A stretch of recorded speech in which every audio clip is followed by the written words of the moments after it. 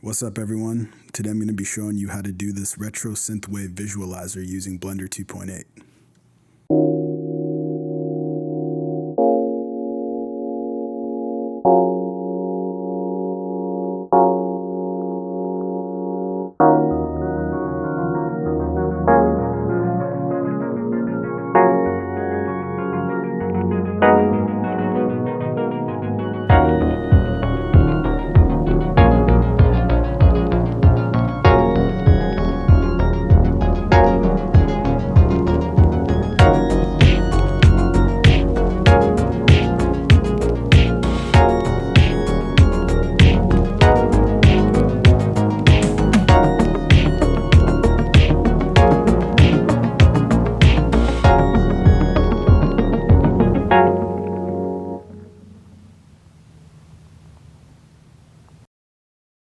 Alright, let's get into it.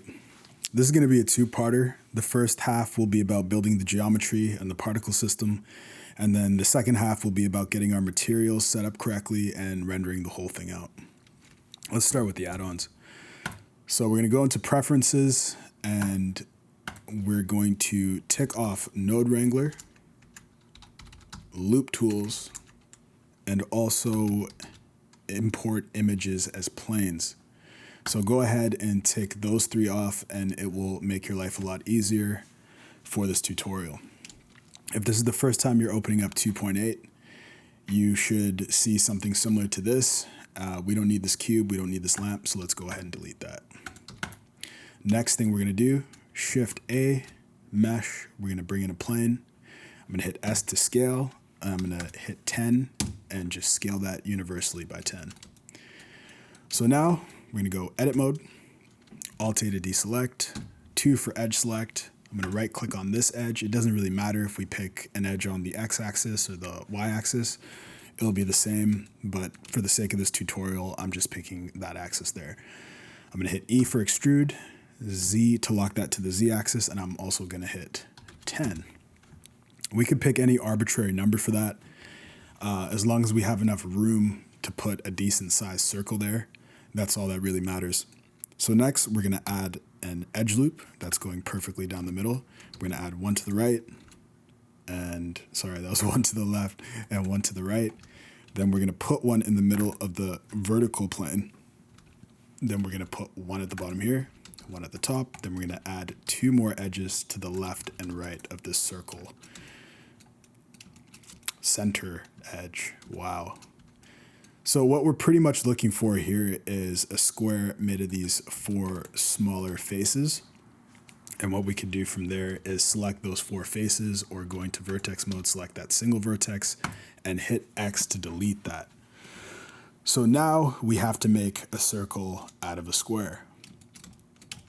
We're gonna Alt Shift, right click or left click, depending on what your selection preferences are, to select that whole loop there. We're going to go W, Loop Tools, and go Circle.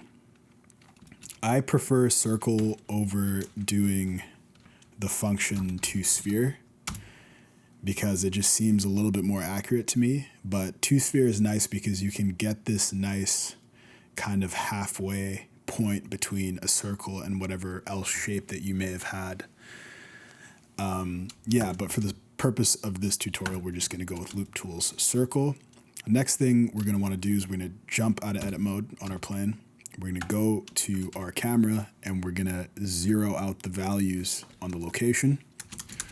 So now it should be sitting just under our plane. I'm going to go Control 0 to make sure it's active in my viewport. I'm going to go Shift F, which is fly mode for me, and just kind of get that to a point that I want it to be at. We're still going to tweak the values a bit. I'm going to zero it out on the Y, so it's sitting perfectly at 0. X direction, it's pretty much just forward and backward for now. Something like that should be fine. Make sure our rotation in the X is 90, so we don't get any weird kind of skewed perspective. On the Y, we're going to make that 0, and Z, we're going to make that 90. So now we should have perfect right angles here for our camera. Make sure it's still selected. I'm going to hit G, Z, and just bring that up to about there. And now we don't really need this bottom plane here, but just in case there might be some sort of light leaks happening from our emission, I'm gonna keep that in there. So now I'm gonna jump back to our camera view, hitting 0. I'm gonna grab that circle, Alt, Shift, right click for me, and I'm gonna scale that down and just kind of position it to be at the center of our viewport. And that looks about right to me. We don't have to worry about moving it in the left or right. That should be perfectly fine with the way we've set everything up. So right now we have an octagon, and that's because everything is super low poly. We just have to add a subdivision surface to our plane. I'm gonna make sure in top mode that this is perfectly straight, and it does look like it, but I'm just gonna make sure again.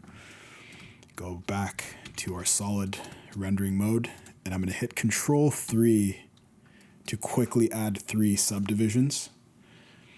And I'm gonna go to 4, and that looks decently smooth to me. We're just gonna have to fix up these artifacts at the bottom there, and we could easily do that by adding some support loops right here. So I'm gonna hit double G to slide that edge all the way in.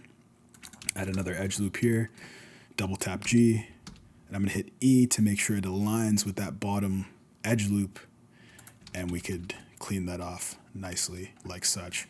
So I'm pretty much done with the plane here. I like it. We're probably not gonna tweak any more values on it, so I'm gonna go ahead and rename that to backdrop. So now we're gonna be working on our instance object that the particle system is gonna be emitting. We're gonna go Shift A, Mesh, Cube, to bring that up so we can see what we're doing.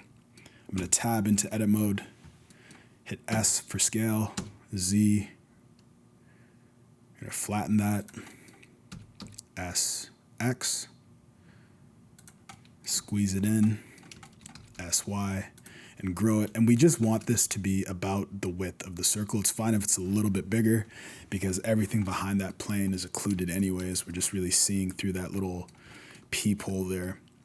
And I am cool with that. Make sure we 0 that out. Go tab. And we're gonna grab the top face, Shift D to duplicate, left click to confirm, GZ, bring that up. We're gonna hit P and separate that. So now we should have 2 different objects. And what we're gonna do is we're gonna go F3, set origin, and make sure that the origin is to the center of mass. And we are going to rename this cube to be instance object. And we're gonna make cube 1 here our emitter. Now we gotta position our emitter. I'm gonna go GX, move it to about flush with the plane. It doesn't have to be perfect. It's better to give it a little bit of breathing room. And we're gonna go GZ and about position that right about there at the top of our circle. That should be fine. Maybe even a little bit lower. From there, particle tab, plus sign, add a particle system. So now if we hit space, we should see particles being emitted from our emitter. Perfect, that's step 1. Now field weights, we don't want any gravity. So crank that all the way to 0, go to our render, and we want to render objects. Instance objects are instance object. Look at that. Naming conventions. Then we're gonna go to object rotation to make sure that our instance objects are the same as our parent here, which they are. And from there, we want to make sure the scale is 1:1. So they're also copying the scale of our parent perfectly. And then we're going to want to make sure that our emitter in the source is just emitting from that single face that we have. So to do that, if you hover over here, emission locations, face 0 is automatic. We don't want it to be automatic. We want it to just come from that single face. So now when I hit play, we should see a stream of objects going all the same way, coming from the same location perfectly in single file.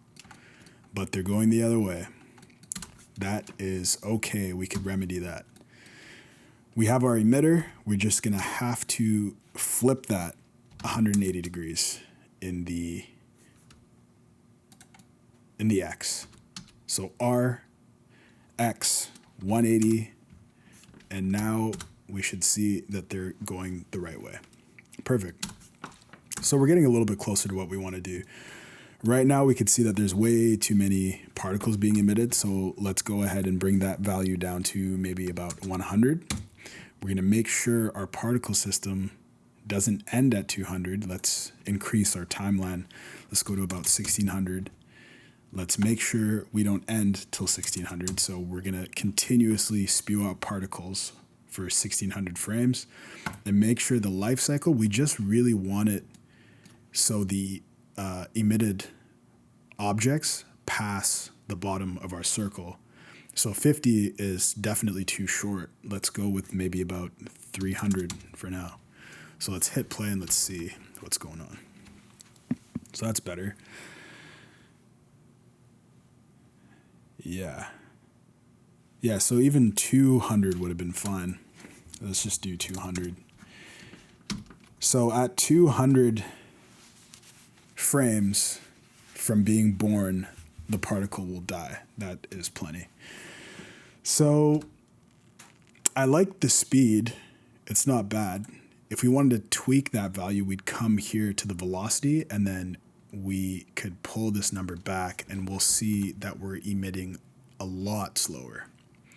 I didn't mind the value of 1, but let's go with 0.5. And now we could just tweak our velocity and our number, and we should be able to get pretty close to what we're looking for. So if I bring this, see now 200 is too short on the lifetime, so let's bring that back up to 300. Let's go back, bump the number to, let's say 200 as well. And yeah, wow, we're pretty close to exactly what we're looking for. Let's see how this plays out.